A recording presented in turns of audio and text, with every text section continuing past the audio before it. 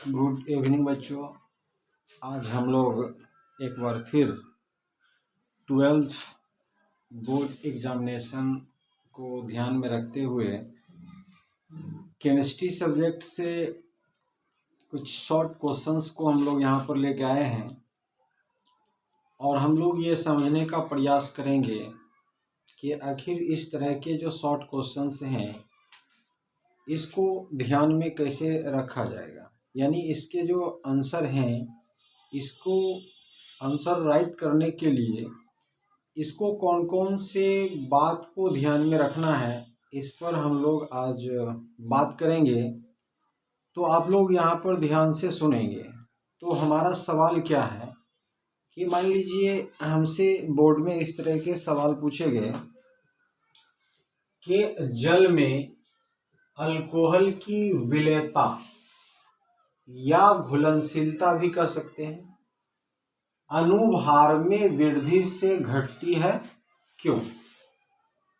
यानी कि जो अल्कोहल है उसकी जो घुलनशीलता है वह जल में अनुभार में वृद्धि होने से घटने लगता है।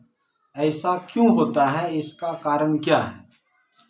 तो यहाँ पर सबसे पहले हमको ये देखना है कि सवाल हमारा ये कह रहा है कि अनुभार में वृद्धि हो रही है। तो अनुभार में वृद्धि का मतलब ये हुआ कि अगर यहाँ पर हम मिथाइल अल्कोहल की बात करेंगे, फिर आगे बढ़कर फिर इथाइल अल्कोहल की बात करेंगे, तो दोनों का जो आणविक द्रव्यमान निकलेगा, जो दोनों का अनुभार निकलेगा वह अलग अलग निकलेगा। मिथाइल अल्कोहल और इथाइल अल्कोहल में इथाइल अल्कोहल का ज़्यादा निकल जाएगा। तो अनुभार में जो वृद्धि हो रही है, तो इसका मुख्य रीजन यहाँ पर ये है कि मिथाइल अल्कोहल में मिथाइल ग्रुप है और मिथाइल ग्रुप जो है उसमें एक कार्बन परमाणु होते हैं और इथाइल अल्कोहल में इथाइल ग्रुप है C2H5 जिसमें 2 कार्बन परमाणु से इथाइल ग्रुप का निर्माण होता है। तो इसलिए जो है जैसे जैसे आगे बढ़ते जाएंगे उसका जो है अल्काइल ग्रुप का जो आकार है वो बढ़ते चला जाएगा। तो यहाँ पर हमारा जो मुख्य कारण है हाइड्रोजन बॉन्ड का निर्माण, यानी घुलनशीलता का यहाँ मुख्य कारण निकला है हाइड्रोजन बॉन्ड। और यहाँ पर हाइड्रोजन बॉन्ड जो है अल्कोहल और जल के अणुओं के बीच बनता है। तो यहाँ पर एक स्ट्रक्चर की मदद से हम यह जानने का प्रयास करते हैं कि यहाँ पर जो है अगर हमने ROH या इसको इस तरह से भी हम सजा सकते हैं।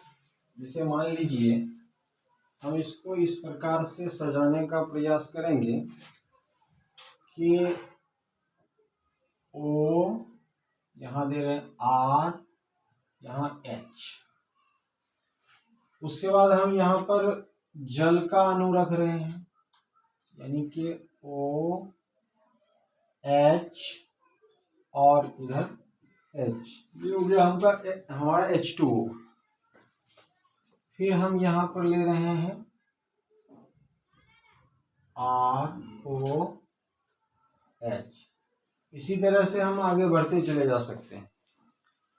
तो हम यहाँ देख रहे हैं कि यहाँ पर डेल्टा प्लस और इधर डेल्टा माइनस, इधर डेल्टा माइनस और इधर डेल्टा प्लस, इधर डेल्टा माइनस इधर डेल्टा प्लस। तो यहाँ पर 2 तरह के ध्रुव का निर्माण हुआ, एक धन ध्रुव और दूसरा ऋण ध्रुव, जिसके बारे में पिछले कई लेक्चर में हमने आपको इस पर विस्तार से चर्चा किया है।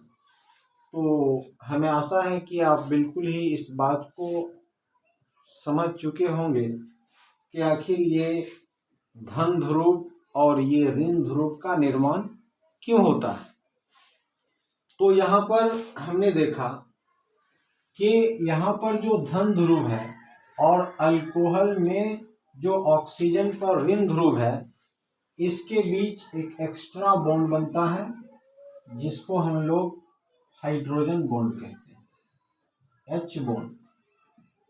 यहाँ भी इस दोनों के बीच हाइड्रोजन बॉन्ड का निर्माण होता है और जैसे जैसे आगे बढ़ेंगे सभी में आपको एक का धन सिरा और दूसरे के ऋण सिरे के बीच जो है एक एक्स्ट्रा बॉन्ड बनेगा जिसको हम लोग हाइड्रोजन बॉन्ड कहते हैं।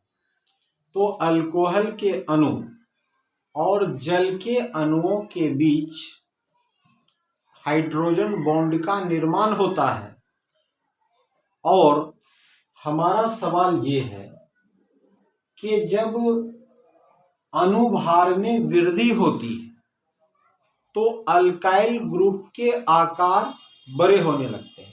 जैसे मान लीजिए कि हमने यहाँ लिया CH3OH, ये हमारा हो गया मिथाइल अल्कोहल। दूसरा हम उदाहरण लेते हैं C2H5OH, ये हमारा हो गया ethyl alcohol. C3H7OH propyl alcohol. इसी तरह C4H9OH, इसी तरह बढ़ते जाएंगे।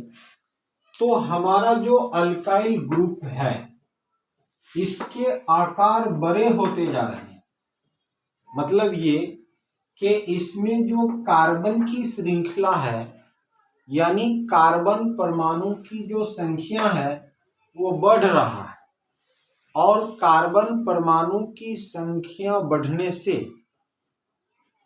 यह जो OH ग्रुप है, यह जो हमारा OH ग्रुप है यानी OH ग्रुप जिसको हाइड्रोक्सिल ग्रुप हम कहते हैं, तो OH ग्रुप की जो ध्रुवीय प्रकृति है वह कम होने लगती है और जब OH ग्रुप की ध्रुवीय प्रकृति कम होगा तो वहां पर जो है हाइड्रोजन बॉन्ड के निर्माण होने की जो संभावना है वह कम होने लगता है।